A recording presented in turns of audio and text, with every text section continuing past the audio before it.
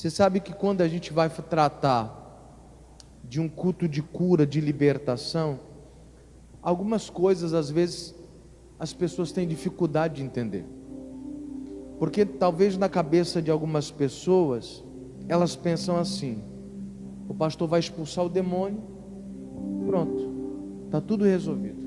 Ou de repente o pastor faz uma oração de cura e Deus me cura, está tudo resolvido.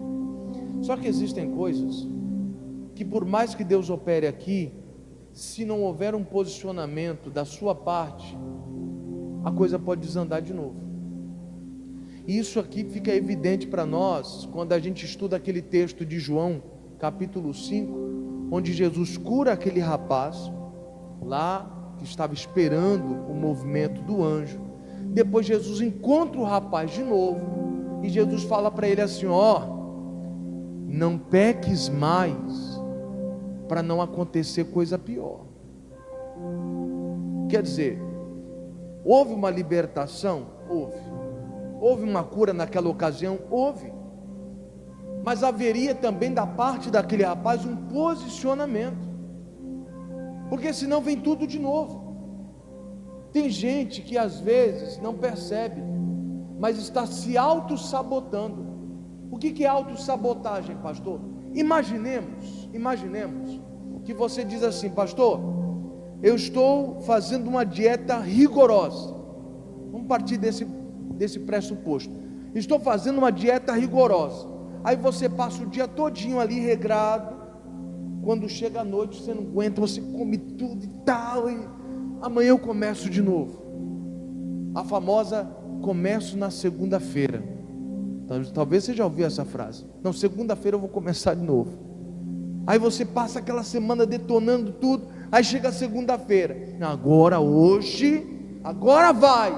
Aí você começa bem, passa um dia, 2 de dieta, o corpo começa a ficar desestabilizado, porque ele quer de novo o açúcar, ele quer a gordura, ele quer tudo de novo.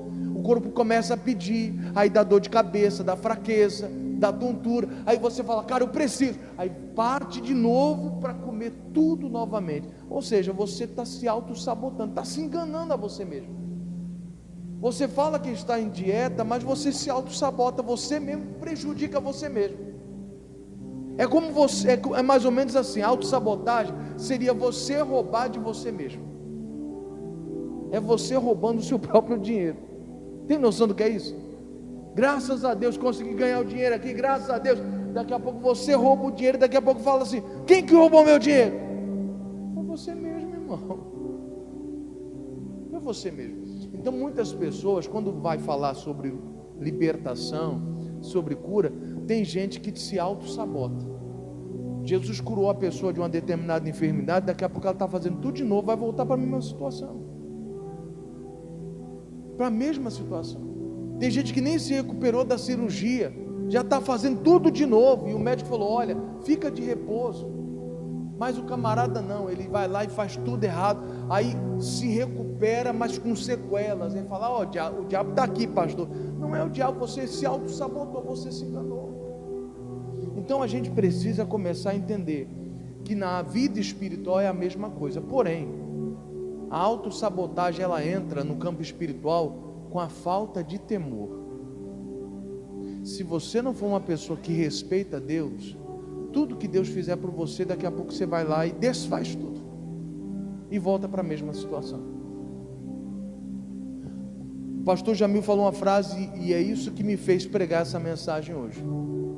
Foi no evento dos jovens. O pastor Jamil falou uma coisa que me cravou. Ele falou assim: não adianta expulsar o demônio quando a pessoa não respeita a Deus. Se nós não formos pessoas que respeitam a Deus e a sua palavra, eu posso expulsar o demônio e não vai adiantar. Por que Maria Madalena, depois de ter sido liberta de tantos demônios, por que ela não voltou para a velha vida? Porque ela respeitava Deus. Depois que ela foi liberta, ela começa a andar com Jesus, a seguir Jesus. Ela mostra para Jesus: olha, eu respeito o Senhor, eu quero andar com o Senhor. Aquela vida eu não quero mais, e por isso eu não vou fazer, estando com o Senhor, fazer as coisas erradas que eu fazia antes, eu vou procurar me manter aqui na tua presença. Então, ou seja, esse meu respeito às coisas de Deus é o que me mantém debaixo da graça de Deus sobre a minha vida. E hoje eu quero ensinar você como obter uma coisa chamada temor a Deus. E o que seria temor? Falando de maneira simples, seria o seu respeito às coisas de Deus, o seu respeito e obediência à palavra de Deus, de maneira bem simples, explicando de maneira bem didática, é o seu respeito, a sua obediência a Deus. Porque às vezes a gente entende errado, a gente fala, não, porque fulano teme a Deus. Não, se temer a Deus é só não fazer uma coisa ou outra errada. Se fosse só isso, estaria simples demais. Mas temer a Deus é a minha obediência às coisas de Deus. Temer a Deus é eu saber que eu não posso mentir, e mesmo quando é lucrativo, ou de repente mesmo quando é prejudicial, ainda assim eu digo, eu não vou mentir. Aí eu digo, esse aqui respeita a Deus. Ele teve a oportunidade de mentir, de enganar, de ganhar, lucrando com a mentira, e o cara escolheu não fazer isso. Esse teme a Deus. O temor nos leva a esse respeito, a essa obediência. Você entende isso? Temor sem obediência não é temor, é enganar a si mesmo, é autossabotagem. E é a hora que a gente confunde o respeito a Deus com a fé em Deus. São coisas completamente diferentes. Era para andar junto? Era para andar junto, mas nem sempre anda junto, irmãos. Tem hora que anda simplesmente separado. Tem hora que você vê e conversa com pessoas que creem em Deus, têm uma fé tremenda em Deus, mas não respeitam a Deus em nada. A vida da pessoa é toda errada, ela não quer nem saber do que Deus fala. Ela sabe que está errado e continua fazendo, estou nem aí. Não respeita a Deus. Então aí é que reside o problema. Não é se o demônio é expulso ou não. A questão é se a pessoa vai manter-se liberta. E para isso acontecer, eu preciso te ensinar a obter esse negócio chamado temor a Deus, respeito a Deus. Como é que eu faço para aprender a respeitar a Deus em tudo? Como é que eu faço, pastor? Abra sua Bíblia em Provérbios capítulo 2. Deixa eu te ensinar isso aqui. Se você não tem temor, a palavra de Deus nos ensina como obter isso.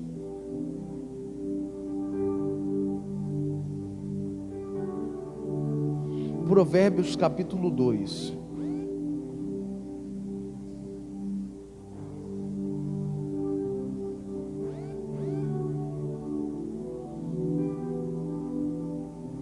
Conseguiu achar, amados?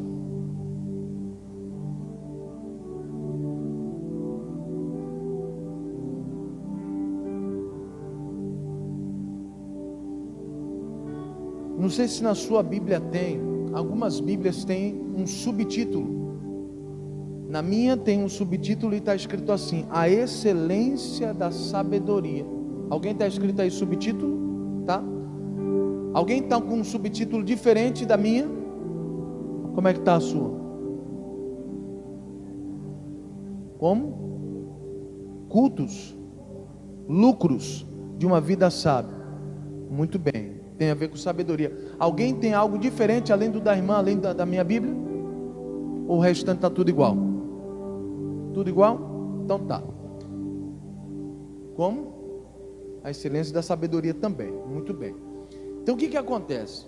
Muito embora o texto vai começar a falar sobre temor, você vai ver que não tem como você chegar a ter sabedoria sem o temor. Não tem como. Não há possibilidade disso, de você se tornar uma pessoa sábia, sem antes passar por um caminho chamado temor a Deus, respeito a Deus. Então vamos lá, o tema é esse, a excelência da sabedoria, mas você vai ver que vai passar pelo temor, primeiro. E aí Salomão começa a descrever assim, verso 1: filho meu, se aceitares as minhas palavras e esconderes contigo os meus mandamentos, para fazeres atento à sabedoria o teu ouvido e para inclinares o teu coração ao entendimento, E se clamares por entendimento e por inteligência alçares a tua voz, se como a prata buscares e como a tesouro escondidos a procurares, então entenderás o temor do Senhor e achará o conhecimento de Deus. Não sei se você percebe aqui, mas é como se Salomão apontasse o caminho. Você quer ter temor a Deus? Quero. Quer chegar a ser uma pessoa sábia? Quero. O caminho é esse aqui, é como se ele lhe apontasse. É como se você chegasse numa cidade e estivesse completamente perdido e perguntasse: rapaz, eu quero chegar em tal lugar, como é que eu chego? Rapaz, você vai por ali, vira à direita, a segunda à esquerda, vai direto, lá no fim você vai encontrar um lugar assim, assim, assado, é a sua direita. Ou seja, aqui Salomão nos dá o direcionamento de como você chegar a ter temor de Deus. Depois você chega na sabedoria, mas primeiro, o temor a Deus é o princípio de tudo. E aí eu quero agora estudar com você de maneira pausada. O verso primeiro da primeira lição para nós. E aí a gente vai estudar. Verso primeiro diz: filho meu, se aceitares as minhas palavras e esconderes contigo os meus mandamentos. Perceba que já começa dizendo se. Isso é preposição, dando a ideia que pode ser que você faça isso ou talvez não. A escolha é sua. Isso aqui não é absoluto. Isso aqui é vulnerável, é alternativo, e quem define isso somos nós. Por isso ele fala: filho meu, se você aceitar as palavras e esconder no teu coração, esse é o primeiro passo.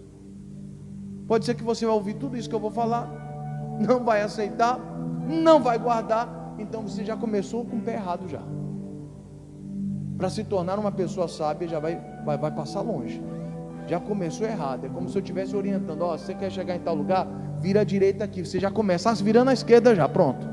Já vai dar mais trabalho. Pode ser que lá na frente você fale: rapaz, vixe, eu acho que eu entendi errado. Eu acho que eu peguei a rua errada. E aí você vai ter que refazer todo o caminho. Vai ter que recalcular a rota. Isso já faz você perder muito tempo. E tem muita gente que está desse jeito na vida. Ele está sempre recalculando a rota, porque percebe que pegou a rota errada, a via errada. Todo o tempo a pessoa fala: meu Deus do céu, eu acho que eu entrei errado de novo. Tem até um meme que passa aí na internet: se não tem as manhas, não entra não. Não é assim que diz aí? E tem gente que quer arriscar: não, vou na fé, pastor. Não é assim que se ganha sabedoria. Deus já nos deu uma instrução de como é que seria. Primeiro ponto: você tem que ser uma pessoa que aceita a palavra dele. Se você não é de aceitar a palavra de Deus, se você é de questionar as coisas de Deus, você já tem um problema bem aí. Você já tem um problema bem aí. Se você questiona as palavras de Deus, aquele que criou o mundo, aquele que criou você, se você questiona o que ele diz, você já tem problema. Não, pastor, não é que eu questiono Deus, eu questiono a Bíblia, porque a Bíblia foi feita por homens. Presta atenção. Nenhum homem teria tanta perfeição para escrever a Bíblia. A Bíblia foi escrita em 1600 anos, através de 44 escritores. Você acha mesmo que pessoas vivendo em épocas diferentes, sem conhecer umas às outras, ia encaixar tão perfeito?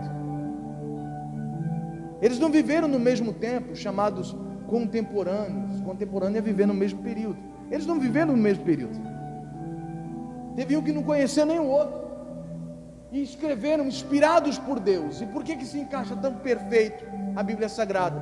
Com livros, porque são 66 livros, o encaixe é perfeito. Por quê? Porque quem ditou foi Deus, quem inspirou foi Deus.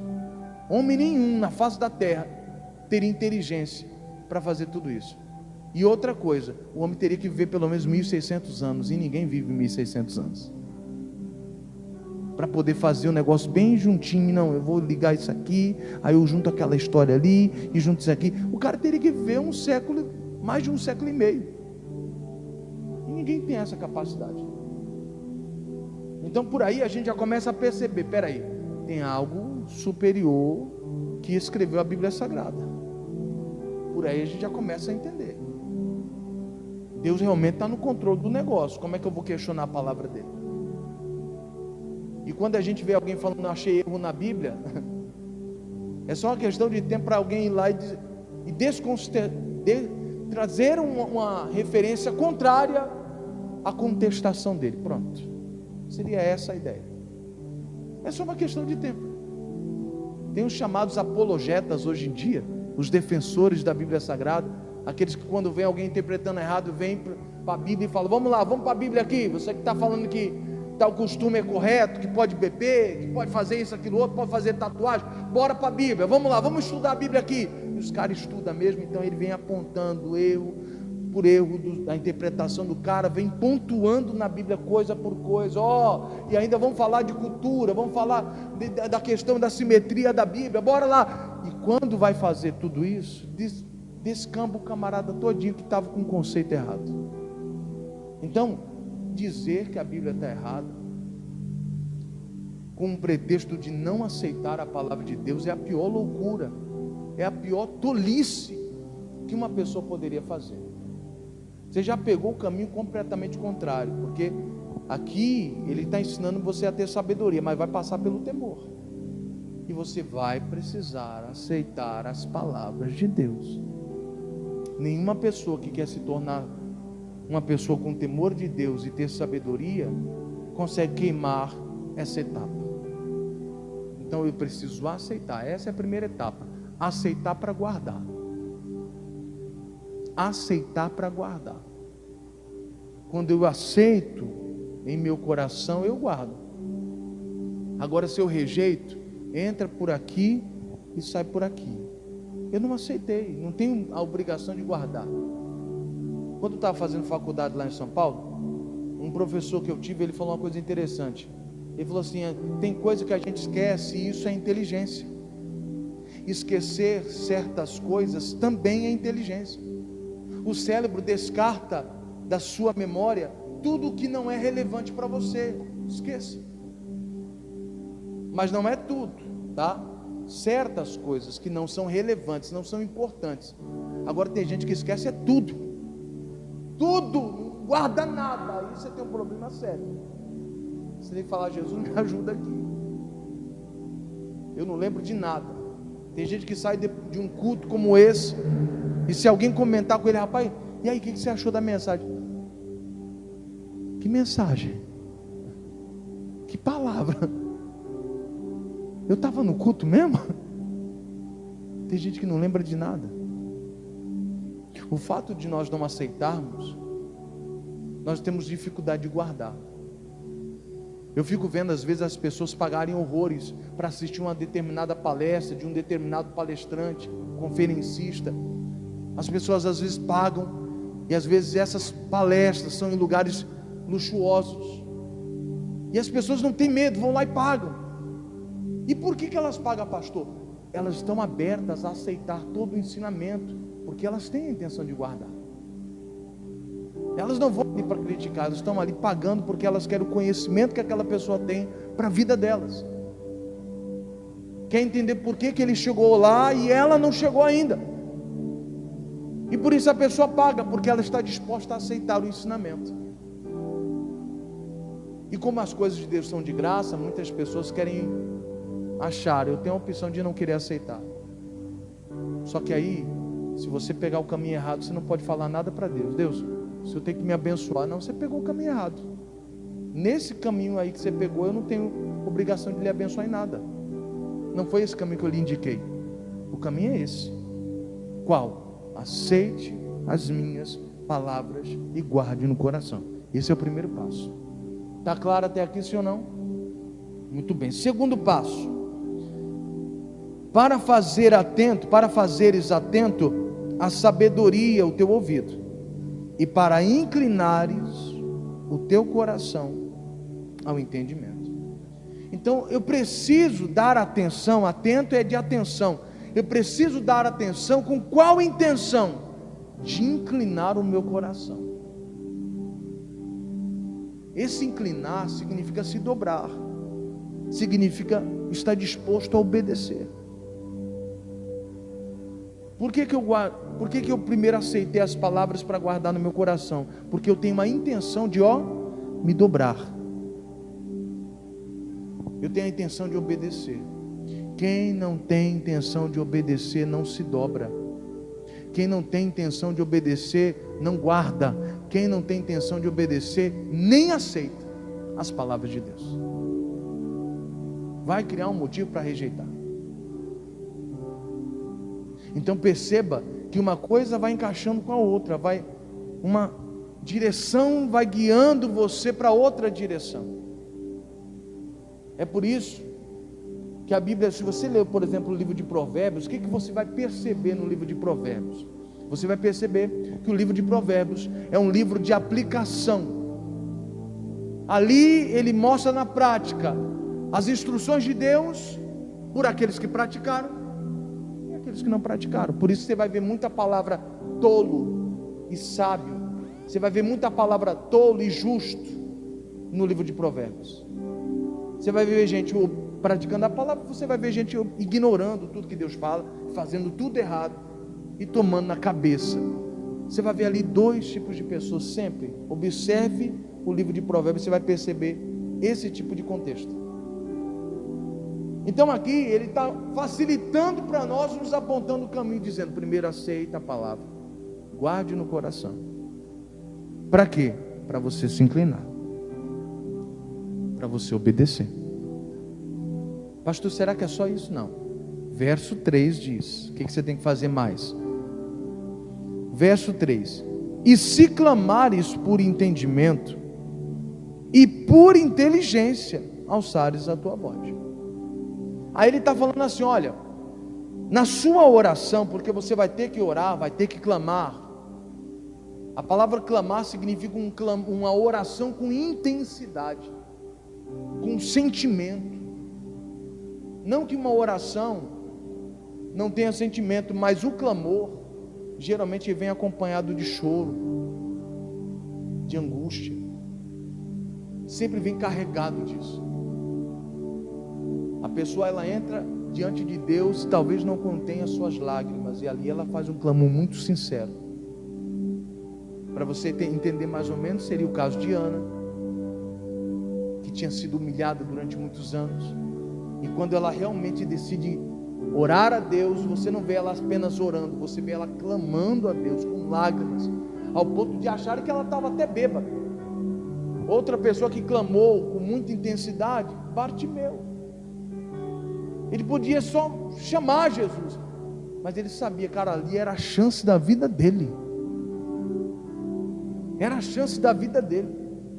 E mesmo as pessoas tentando calar ele, isso não impediu. O clamor não é impedido por afrontas, por adversidades, por dificuldades, não. Você pode observar que a pessoa pode ser dura como for, mas quando ela enfrenta um momento difícil, você vai ver aquela pessoa se dobrando diante de Deus e chorando. Ela está passando um momento difícil, mas nada disso impede ela de dobrar o joelho e chorar e clamar a Deus. Mas quando está tudo bem, dá para empurrar com a barriga, você vê a pessoa resistindo: não vou orar agora, não vou orar, não vou me dobrar, deve ter uma outra saída sem ter que eu me dobrar diante de Deus. A pessoa vai empurrando, até que o negócio aperta para valer, ela fala: não tem para onde correr. Aí a pessoa se dobra, aí ela clama, aí ela chora, ela se arrepende. Então geralmente o clamor, ele é carregado disso, de sentimento. E a Bíblia Sagrada está dizendo: olha, você precisa clamar por entendimento. Você tem que querer entender isso. Na sua oração você tem que pedir isso. Deus, eu quero entender isso. Porque talvez por eu não entender a questão do temor, eu estou perdendo muito. Por eu não respeitar as suas coisas, achar que o respeito é de uma forma, e na verdade a tua palavra me ensina completamente de outra forma, por não entender direito, eu estou perdendo muito. Então me ajuda a entender. Eu preciso clamar pedindo isso. Pedindo apenas o entendimento? Não. Ele fala: clame também por inteligência. Peça também por inteligência. O que é inteligência? Bom, a inteligência seria a capacidade de aprender. Tem gente que tem capacidade de aprender tudo, menos as coisas de Deus. Quem já percebeu isso? Tem gente que, se assistir um filme, ele já pega no metade do filme ele já sabe como é que vai ser o final. Na metade do filme ele já fala: aquele ali é o vilão. Que conversa, rapaz, quem é aquele vilão, rapaz? Ele é o mocinho. Ele é o vilão. E quando você vai assistindo o filme todinho, rapaz, como é que você sabia, senhor? Como é que você sacou? Eu sou inteligente, aprendo rápido, sou muito bom, presta atenção nos detalhes. Mas para as coisas de Deus, irmão, parece que a pessoa está boiando. Quê? Você deveria clamar a Deus, falar: Jesus, me ajuda a entender. Eu oro para que o Senhor me ajude a aprender. Isso é inteligência, capacidade de aprender. Me ajuda a aprender os teus conceitos, aprender como é que faz as coisas. E quando a gente aprende, a gente não esquece. Isso é o bom da inteligência. Já que a inteligência é a capacidade de aprender, quem aprende não esquece. Existem professores aqui entre nós, e a nossa luta é ensinar o aluno. E se a gente conseguir fazer o aluno entender, acabou, ele não esquece nunca mais. Nunca mais. Eu lembro que, vou dar uma ideia aqui, só para você entender. Eu lembro que quando a gente estava estudando, eu não sei se dependendo do estado isso muda, mas a gente estava estudando as formas dos triângulos. E olha só a maneira como meu professor ensinou, e eu nunca esqueci, irmão. É aquilo que eu estou dizendo: quem aprende não esquece. Não esquece. Eu lembro que tinha isósceles, escaleno e equilátero. Alguém lembra disso aqui? Lembra dessa matéria? Muito bem. E eu falava: cara, como é que a gente vai... uns nomes esquisitos que a gente nunca viu na vida, como é que a gente vai decorar esse negócio e vai cair na prova? E aí o meu professor, olha só a técnica que ele usou para a gente aprender. Ele falou assim: isósceles tem 2 Es, significa que tem 2 lados iguais e um diferente. Eu, caramba, legal isso, saquei, beleza.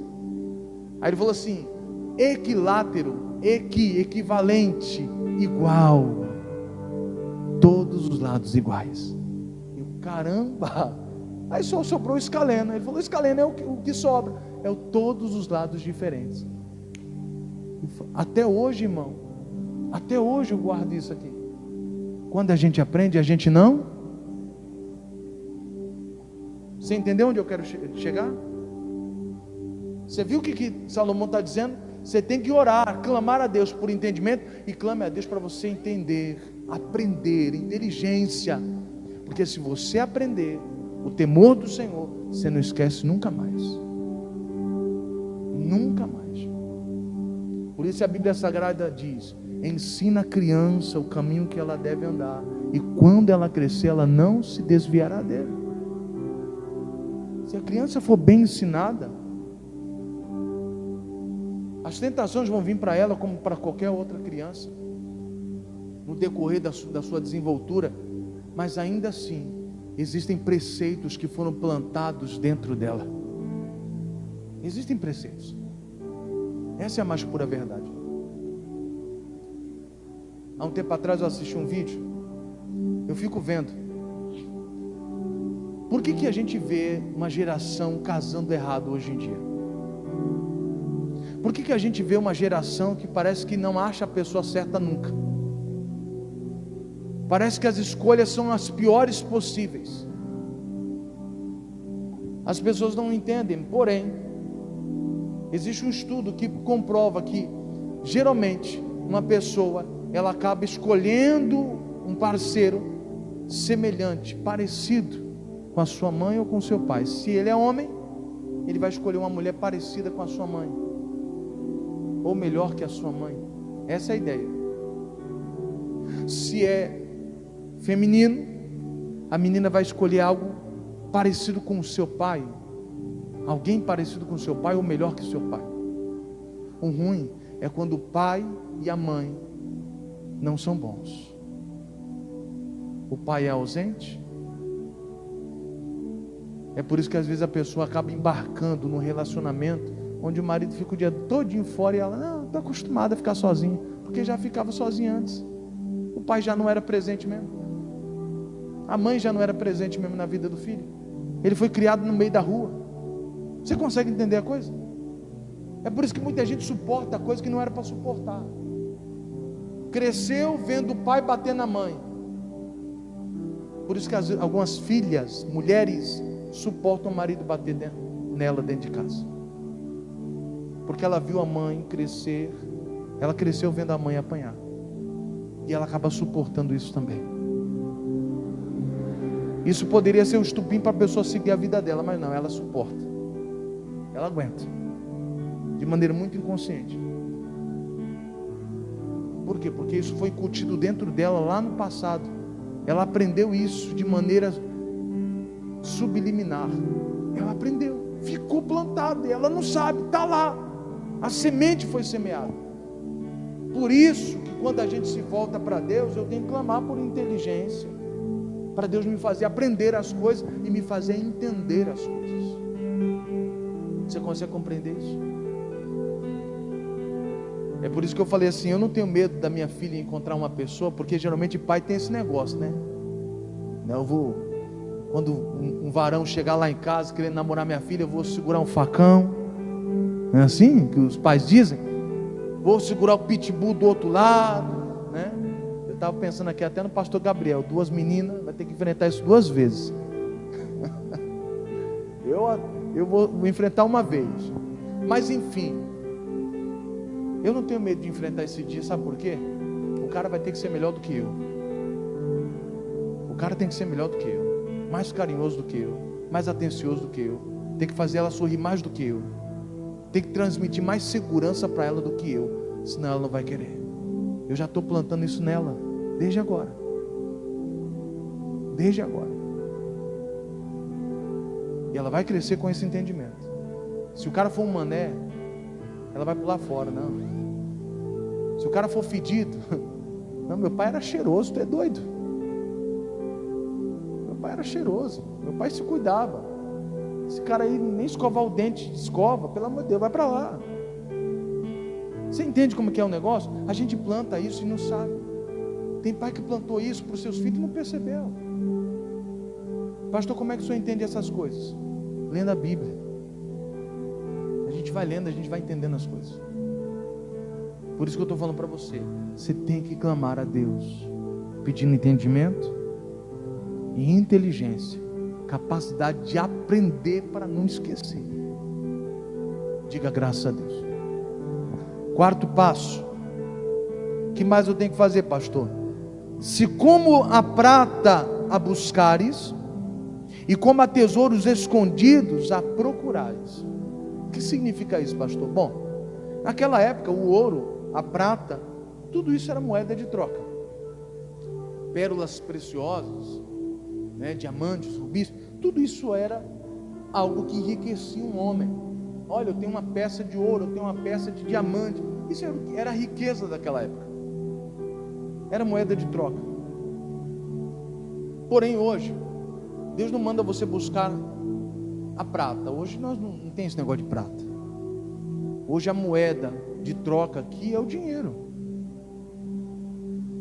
O dinheiro é a moeda de troca hoje. Hoje, quando você trabalha, você está trabalhando ali e você vai rentabilizar dinheiro para você.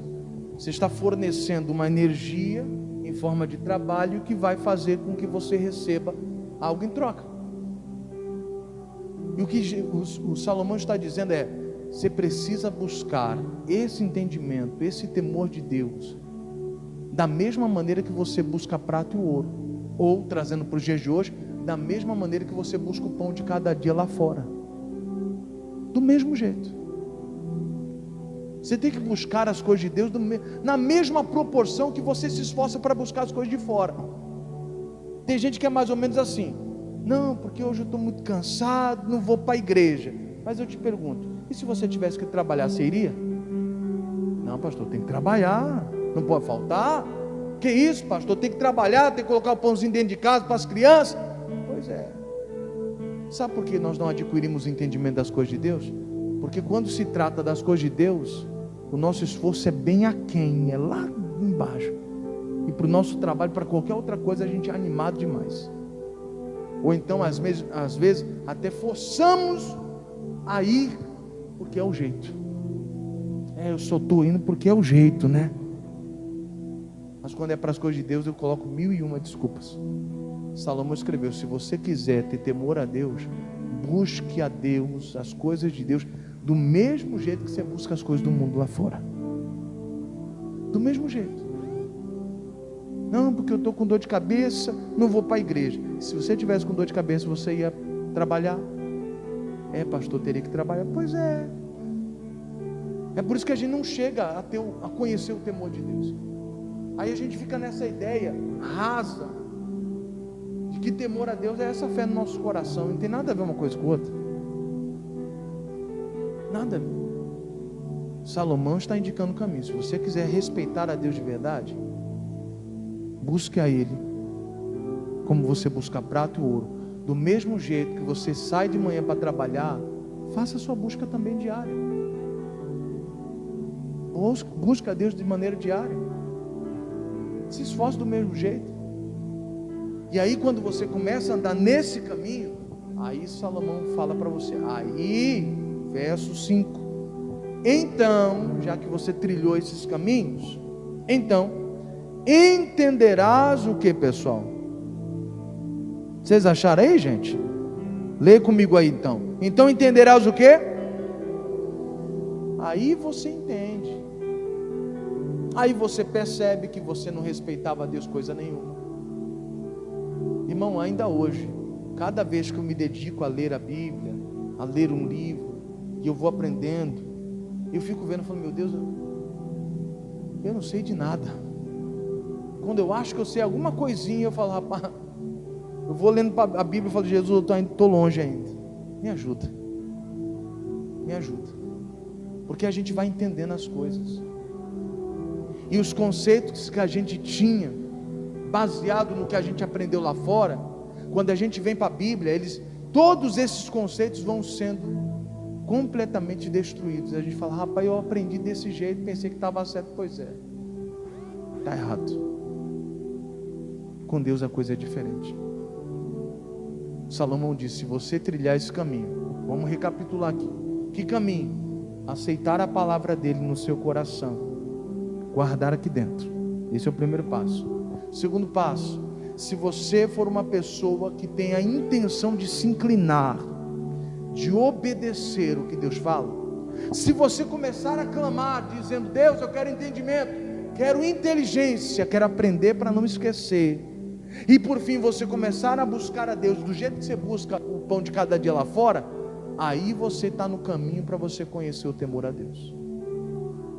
Você consegue entender isso?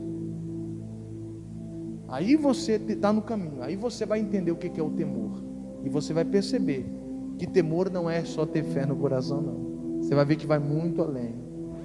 Mas se você não trilhar esse caminho, você vai ficar sempre raso. Sempre raso.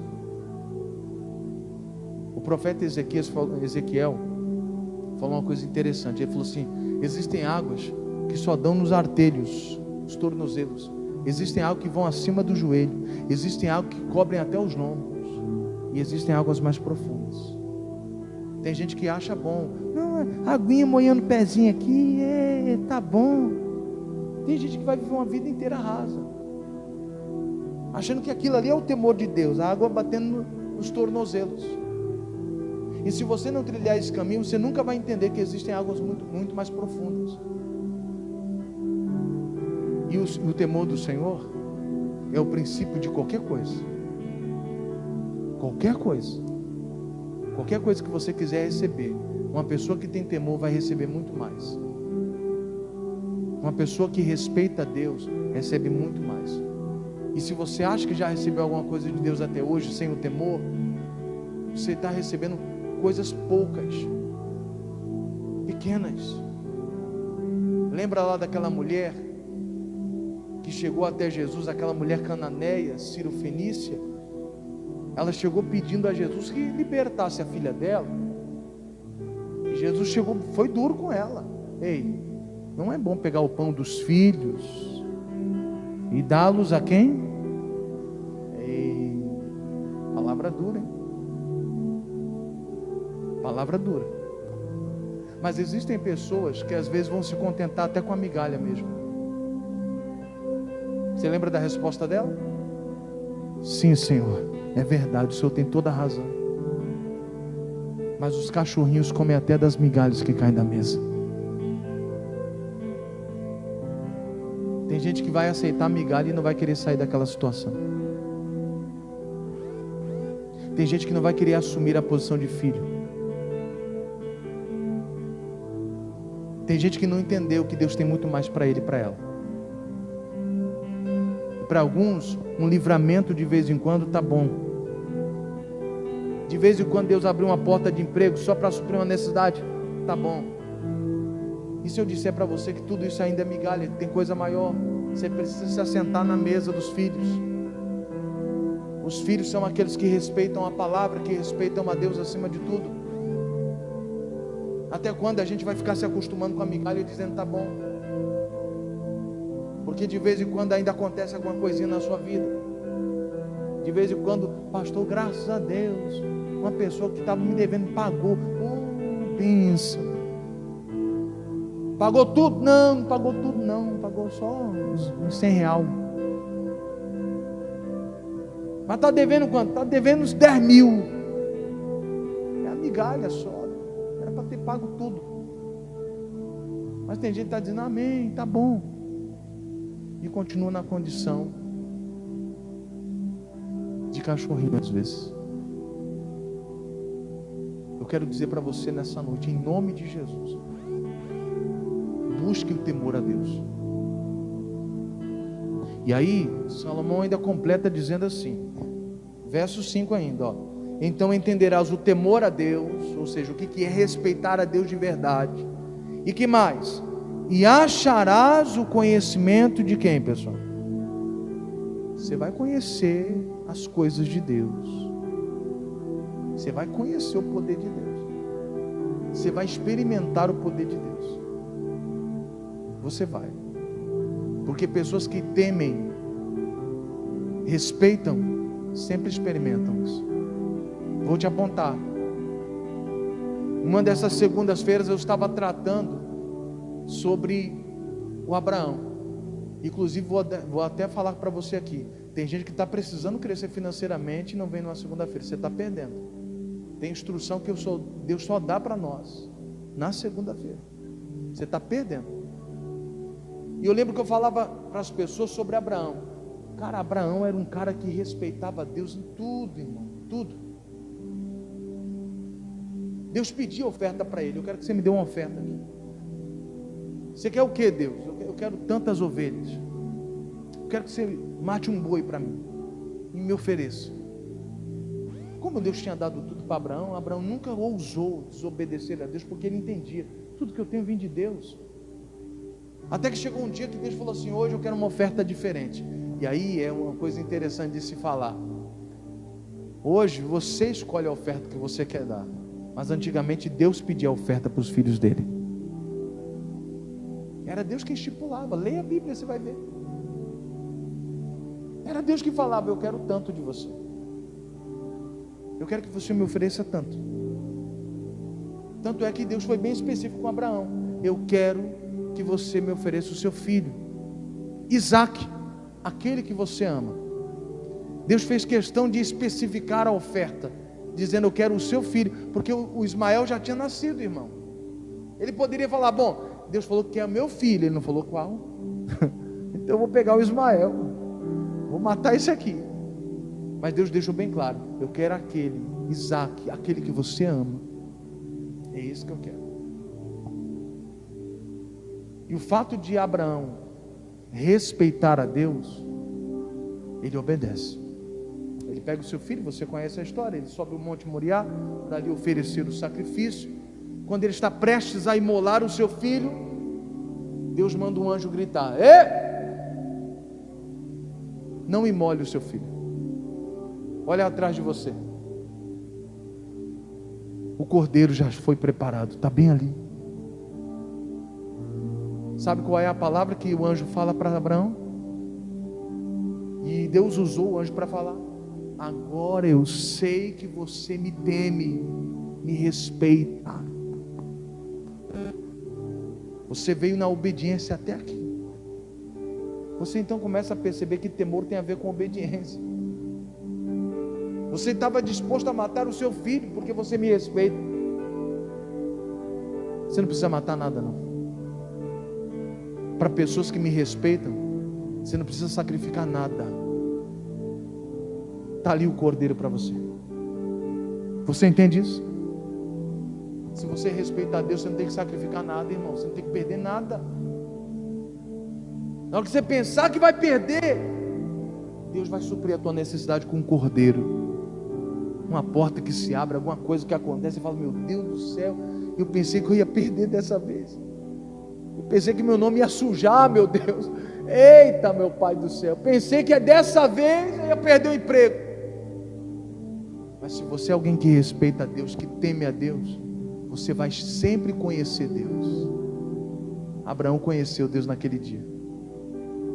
Abraão estava acostumado a ele ofertar, mas dessa vez Deus é quem deu a oferta para Abraão ofertar. Põe isso no teu coração, irmão. Você não precisa sacrificar nada não, você vai conhecer Deus. Você vai conhecer o Deus que cura.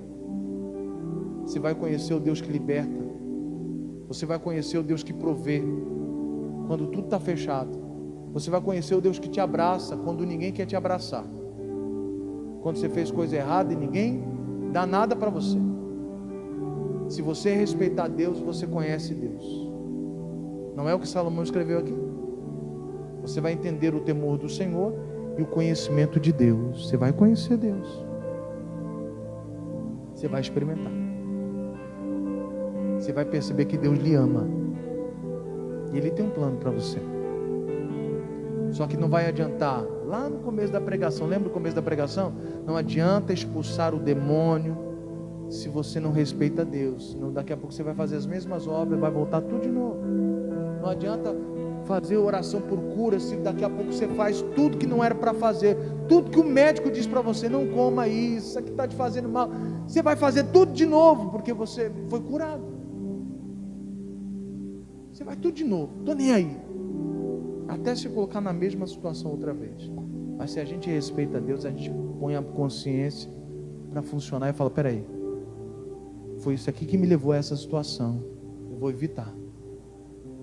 Vou cuidar do meu corpo, vou cuidar da minha vida, vou fazer o que é certo aos olhos de Deus. Amém, queridos? Essa é a palavra que eu tenho para você hoje. Vamos orar? Se ponha de pé.